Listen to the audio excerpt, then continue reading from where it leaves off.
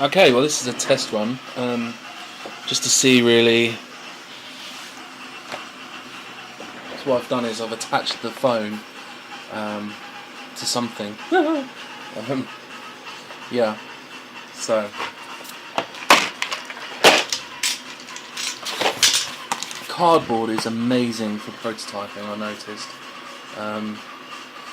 If you search on YouTube, I'm guessing something on the lines of cardboard prototype tutorial. If I can find it, I'll link it in the video actually. There's this lovely guy who creates things from cardboard, and I just watched the series, and ages ago this was, and I thought, oh, that's kind of cool, but never really thought more of it. And then recently, every time I've gone to create something, I've done it in cardboard, and you almost get to a point where you think, oh, that's fine, as in that's a finished, how can I explain it? I've got access to 3D printers, so with CAD software, you could create anything you want, really,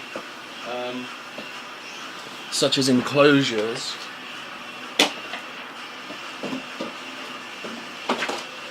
So, although this is just, this isn't really done completely. Where is it? Okay. But this camera thing's a bit sucky. Alright. Anyway, there's an Android phone in there. I haven't finished because the adhesive from the tape on the inside has caused the screen to drop, but it's a big speaker, which again has shifted as well. Typical, isn't it really?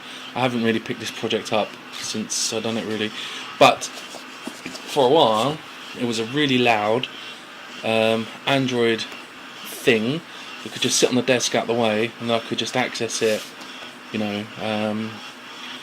One of the things that I'm interested in is software defined radio, so you could just plug in a dongle in here using a special cable, and that's fine, and it works great. But anyway, as I say, the point that I was trying to make was I was going to do this in 3D computer aided design. I can't even say it. This music's annoying me as well. I'm really sorry. We'll just turn it off. Right, I should have muted it before I started. I'll probably get some violation rubbish now.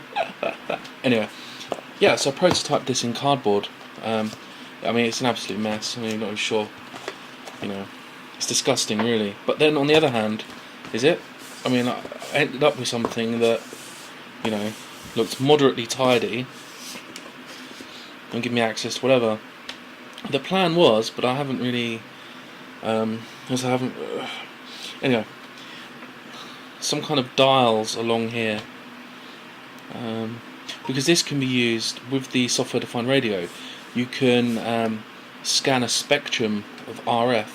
In other words, if you're building something like a transmitter for communications, you can see its output in a nice, pretty waterfall display, and so you'll see where the center frequency is, and if you scroll along up and down to locations you would expect there to be harmonics, you could see how bad they were and stuff. And that was really my motivation for this, in fact.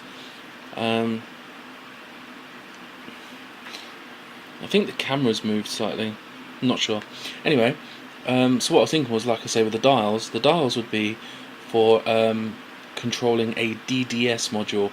In other words, you can synthesize sine waves from like 0 Hertz up to 0.0 something. It's really, really fine granular control, and you can go up to 30 megahertz, 40 megahertz, depending on what chip you get. You can go higher, 70 megahertz, what have you. And then, so using that, then I'll have a function generator, and the only function I really need that I can think of that would be useful for me doing the RF would be sine wave. I don't imagine there being much need for anything else at this stage, or maybe ever. So that would have been nice. I'll have a DDS module here inside, with a microcontroller of some description, probably an Arduino because the code exists. It's going to be very easy. And then have a rotary encoder dial here to choose whatever. And then obviously, well, I don't know if it's obvious, but then I could create an Android application, and that could be the screen for my frequency generator or whatever. Alternatively, I mean, you don't have to do that. I mean, like, you can get little readout screens, which is in here somewhere. No doubt you're probably already aware of what they are, but I'll pull one out anyway. I like this one, it's in blue. Then you have your 2x sort of 16 character display. I think it's 16 characters. And yeah, it's pretty painless. Yeah. Wow, this picture is really dark, I think. But anyway, sorry about that. The only problem with these displays is look how many pins they need. That's quite a lot. But there's multiple ways you can access these. So if you wanted to, which for about £1 on eBay, you can get a little board that clips on the back here. You solder it into here or whatever, and then you just get your basic serial connection like I2C or SPI. I can't remember which, but it doesn't really matter, does it? And it just gives you a few wires then to connect to this instead. It makes it a lot more easy, and also then you can have multiple devices on the same bus, which means then you can have your screen, maybe have some individually addressable RGB LEDs, maybe for different status outputs as well. What else? Or like this, it's a little module. Again, it's about £1, and yeah, that's a serial EEPROM, whatever, erasable programmable read-only memory, whatever you want to call it. But anyway, you can store a little bit of information in there, so you could save your settings and things in here. And again, that would probably be on the same bus. Yeah, this is I2C, this item, because it hasn't got a slave select. It would be an ID, which is in here, probably set by these jumpers. Again, I don't know if you can see it. Cool little proto boards actually I got. One-sided matrix board. The thing I like about this is if you can see it, which you probably can't because this thing's rubbish, but you just have circular pads around, you have pads around all of your holes, but they aren't joined, so then it's up to you to join them. I kind of like that. That's quite nice. It makes some things a lot easier. Not everything, but most things. So what else? I remember buying one of these little OLED displays a long time ago. Again, trying to find some light in this place. It's night time now, so there's no natural light. Anyway, OLED display. You've probably seen them. If not, they're really nice. I can't remember the resolution. I think it's like 128 by 64 pixels, and it's blue, if I remember correctly. They're really nice as well. I used them when I was dabbling with creating a frequency counter, and yeah, it was really nice actually just to have the frequency output on the screen. It looked really neat. But for a permanent solution, you'd probably use one of these screens to do it, purely for readability. What else?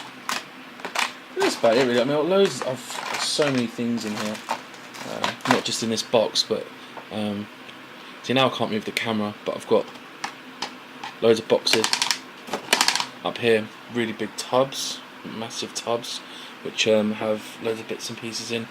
Anyway, that's more of a test video than anything else, so yeah, let's get rid of this crap. Yeah, it's one of those things that I thought would be a cool idea, but now that the adhesive came away and the phone dropped down and what have you, I've just can't be bothered. Oh, I realised I left the fan on as well. I'm sorry about that. But I guess it was supposed to be a visual test more than anything. What else? No, I think that'll do. Anyway, peace.